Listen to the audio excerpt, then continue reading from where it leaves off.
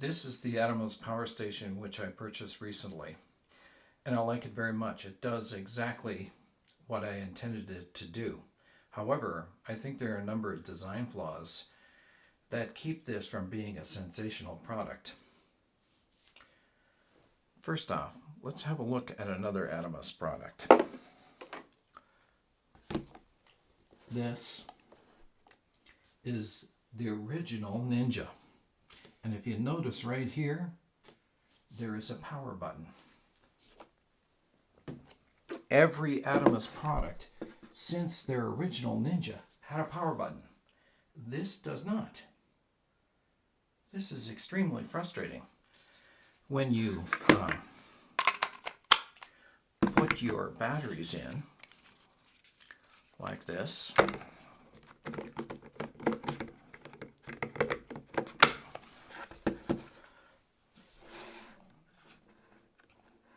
you can see that there is power going through the unit, even though there's nothing plugged into it. Now you can say, well, it's only LED lights.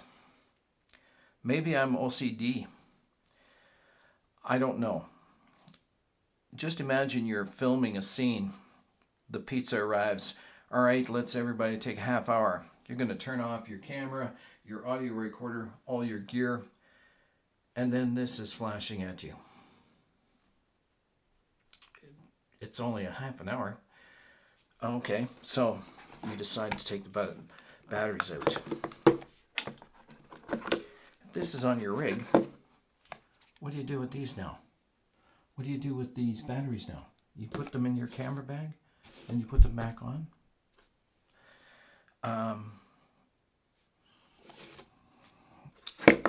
Most of the time, this is not a big issue. However, say most of the time I shoot live theater, concerts and the like. I wouldn't turn this off during the intermission. However, sometimes I shoot dance shows and there will be 3 dance shows in a single day in the same venue. One at say 10:30, one at 1:30, and then one at 7 in the evening.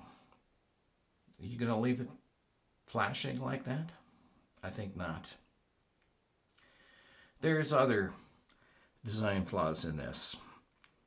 One is how you plug it in. Look at this.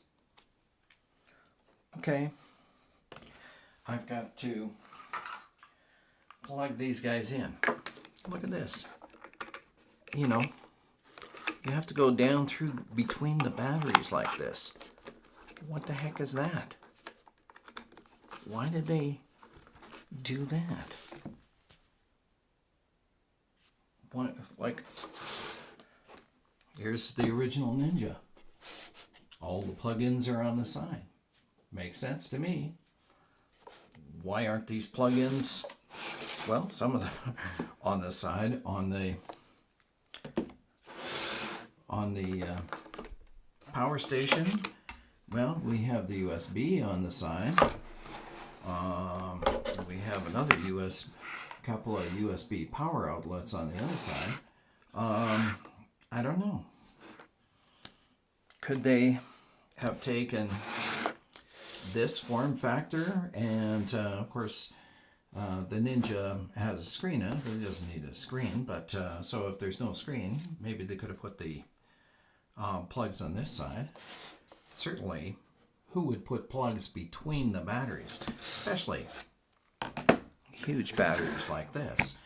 If you have the battery, have it already plugged in, depending on how your rig is, this might also be kind of clumsy to get these batteries in and out. I mean, here I don't have a rig on there, and it's not a big deal, but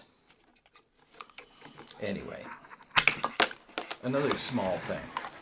If you look in there, you'll see that the power in is exactly the same plug as the power out. Now it's marked. You're not going to mix them up. Well, maybe you will. Not that it would hurt anything. Well, I hope You know, why isn't it a proprietary plug that's a different size? So you couldn't possibly mix them up. Small thing. I'm not going to mix them up, but I just think it's kind of foolish. The other thing is this form factor. Now, you might have seen this in some kind of promotional materials where this is placed under your camera. Well, this unit is plastic. It's all plastic. I mean, aside from the metal connectors and this 1/4-20 here, and there's a 1/4-20 screw on the bottom, it's good quality plastic, but it's not really all that rigid. And when you throw the batteries on here, it's not balanced. The form factor, as it presently is presented, I don't think would be very suitable for putting a camera on top of it. Now, you could, if the camera you were using was put on a tripod and you were doing some kind of blogging thing and it wasn't going to be moved and there was no extra rigging or anything like that, maybe it would be okay. Certainly, most of the people that buy something like a power station have a cage. They have a bunch of stuff on their camera. So that wouldn't be a suitable way to attach this. Perhaps they were thinking, I think one of the reasons they created this unit was when they first released the Assassin, it didn't have continuous power. It only had room for one battery. And so maybe they were thinking that this would power that unit, which it could. And if you put the, your Assassin on top like this, now this is a little Ninja with a small screen, but and you put this on your rig, now maybe that would be reasonable. But it's a bit of an odd form factor, and it's a little difficult to find a good place to mount it. It only has a single screw in the bottom, so if you're putting it on a magic arm, one has to be very careful that this thing doesn't spin and turn things around on you. When people look at a unit like this, they've obviously thought about, there are cheaper units, and above this and more expensive units is the V-mount batteries. And one of the things that people do with the V-mount battery on their rigs is they use that as a counterbalance on their shoulder rig. Well, that would be kind of cool. We could do that. We could put, a device on here and stick it to the 15mm rods. Not so fast. These cables, as they were supplied here, are assuming that this power station is very close to the units it's powering. They don't provide you with an extension cable. So if you wanted to use this on your shoulder rig and use it as well as a counterbalance, there are two issues. One, it's only got one screw, so it's bound to be twisty. It's too wide for the 15mm rails this way.